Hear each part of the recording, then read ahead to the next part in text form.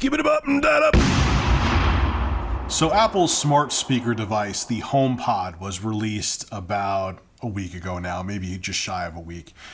And it's been getting very mixed reviews. And the biggest problem that people have with it is that it's behind Apple's very tall, very big walled garden. And what do I mean by that? It almost sounded like Donald Trump there for a second. You can't use things on it natively like Spotify. You can if you go through Apple AirPlay, but it's not convenient.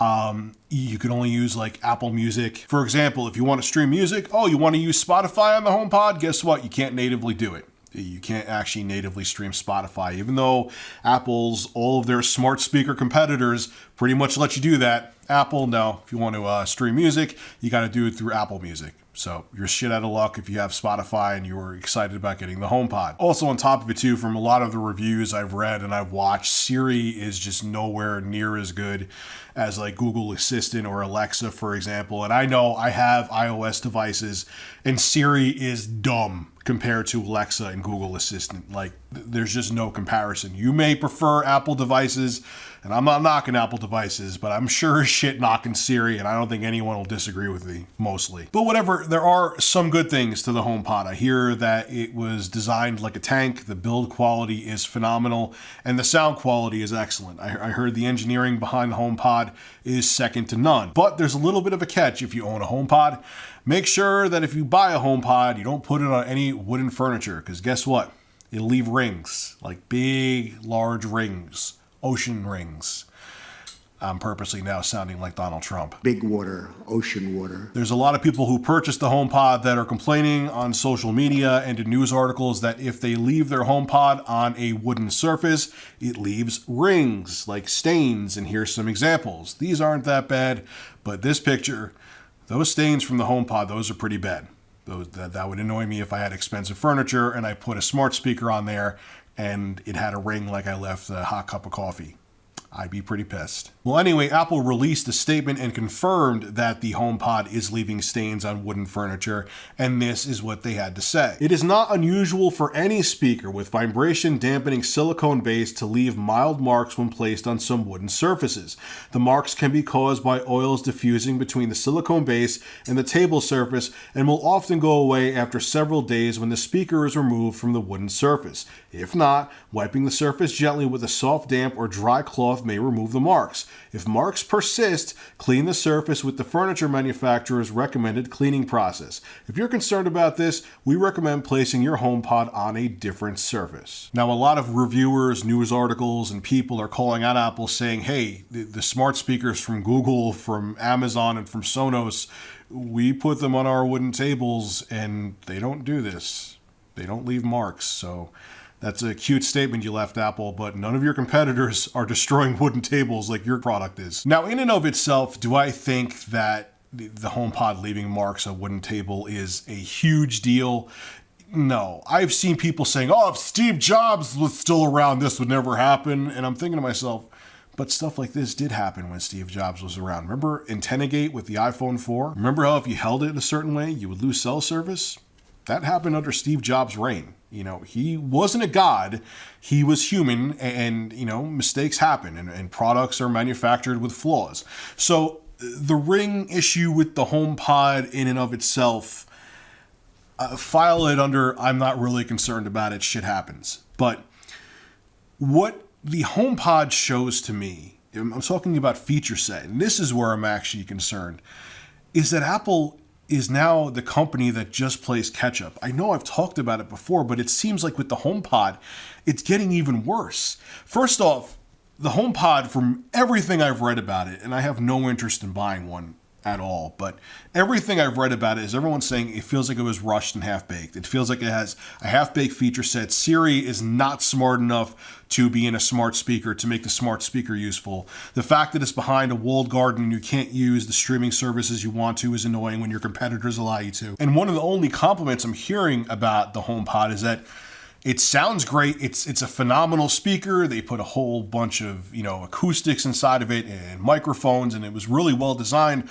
hardware-wise, but people are saying what is pretty much common sense. If you want a great sounding speaker and you don't care about the smart aspect of it, just go out and buy a great sounding speaker and you'll probably be better off. I know this has been proven before when it comes to Apple, that they were never the first out of the gate with anything, but they were the first out of the gate to do things right. Okay, there were smartphones before the original iPhone, but they were clunky, they were half-assed, they were very limited, they were just a joke compared to the original iPhone. And I never owned the original iPhone, and I am far from an iPhone fanboy. Just like there were tablets before the iPad. I remember when I used to fix computers, I used to work on the 2-in-1s from back in like the mid-2000s from HP. And yeah, you know, the HP made 2-in-1s and made tablets, but they were awful. They were absolutely awful, and the interfaces were terrible. Using Windows with the stylus was an absolute joke. Full Windows, and I'm like Vista. Imagine using Vista with a stylus on a touchscreen. It was as horrible as you're probably imagining. And then Apple said, hey, we're going to do it the right way, and they did. That's the thing with Apple. They were at the forefront of perfecting technology. They may have not been the first out of the gate, but they were the first always out of the gate to do it right. And even with like their laptops, back in the iBook days and things like that, and back when they were still making processors with IBM, the PowerPC processors, and it was like a mix between Motorola, Apple, IBM that all worked on the PowerPC processors. Yeah, you paid a premium for, you know, iBooks and desktop computers from Apple, but you felt a tangible difference when you used Pro Tools, when you used Photoshop. There was more than just being in the Apple software ecosystem with being on Mac OS. They would do demonstrations all the time. They would take the top cream of the crop Intel processor. This is before Apple went over to Intel. And they would compare it to their PowerPC processor. And the PowerPC processor, when you would do things in Photoshop, so on and so forth, they would show benchmarks, would blow it away.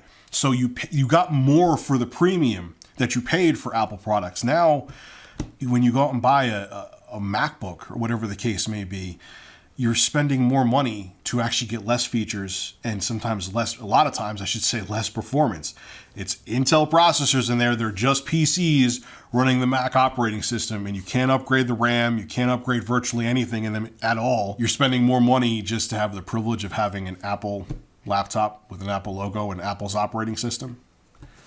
Yay, Apple. Ocean water. So Apple, man, look, I'm not a diehard fan of you. I never really have been, but there was a time you were at the forefront of technology. You were showing the rest of the industry how it was done.